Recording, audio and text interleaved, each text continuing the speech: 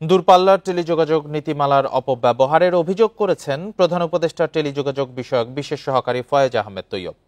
শনিবার রাজধানীর একটি হোটেলে টেলিযোগাযোগ খাতের অংশীজনদের সঙ্গে এক আলোচনায় তিনি আরও বলেন, 15 বছরের ফ্যাসিজম থেকে টেলিকম খাতকে মুক্ত করতেই নতুন নীতিমালা করছে অন্তর্বর্তী সরকার। শনিবার রাজধানীতে টেলিযোগাযোগ নেটওয়ার্ক ও লাইসেন্সিং অবকাঠামো নিয়ে আলোচনার আয়োজন করে টেলিকম সাংবাদিকদের সংগঠন টিআরএনবি। এতে অংশ নেন খাত সংশ্লিষ্টরা। বলেন, নীতিমালার কেন্দ্রে রাখা হবে গ্রাহক স্বার্থ। তবে প্রস্তাবিত টেলিকম নীতিমালায় মোবাইল ফোন সেবাদাতাদের স্থানীয় বিনিয়োগ বাধ্যবাধকতায় উদ্বিগ্ন অপারেটররা।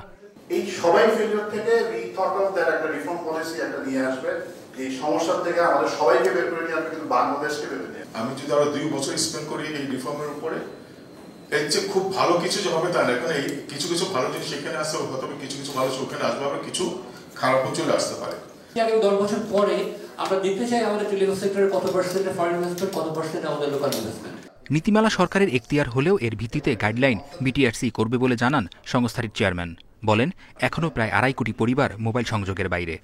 যে অরাজক পরিস্থিতিতে সে হাজির হয়েছিলাম, আমি সেপ্টেম্বর মাসে আমি এসে হাজির হয়েছি। আমার বিটিআরসি ওখানে রক্তাক্ত মানুষকেও আমি দেখেছি টেলিকম সেক্টরে ফিজিক্যালি মারামারি শুরু করছে। হাকিম ভাইকে না হাকিম ভাই ওরকম একটা পরিস্থিতিতে সবাই চারিদিক থেকে আপনার স্টাফ হয়ে আছে, নিড টু চেঞ্জ, এবং এই চেঞ্জের আর্জেন্সিটা তখন অনেক ছিল। ফ্যাসিজম থেকে টেলিকম খাতকে মুক্ত করতেই নতুন নীতিমালা করা হচ্ছে জানিয়ে ফয়েজ আহমেদ তৈয়ব বলেন, যৌক্তিক পরামর্শগুলো বিবেচনা করা হবে। আমি মনে করি এই পলিসিগুলো যদি আপনারা ফলো করেন, it will do better, it will serve better. ইনইকুয়ালিটির কথা বলেছি। ইনইকুয়ালিটির কথা কেন বলেছি? আপনি যদি 5G শহরের কয়েকটা এলাকায় যদি সাইট বসায় 5G ওপেন করে দেন, উইল ইট ব্রিং ইনইকুয়ালিটি? নতুন টেলিকম নীতিতে খাত সংশ্লিষ্টদের মধ্যে আস্থার সংকট তৈরি হয়েছে জানিয়ে তা কাটাতে উদ্যোগী হতে অন্তর্বর্তী সরকারকে পরামর্শ দিয়েছেন বিশেষজ্ঞরা। মেহেদী হাসান, ইন্ডিপেন্ডেন্ট নিউজ, ঢাকা।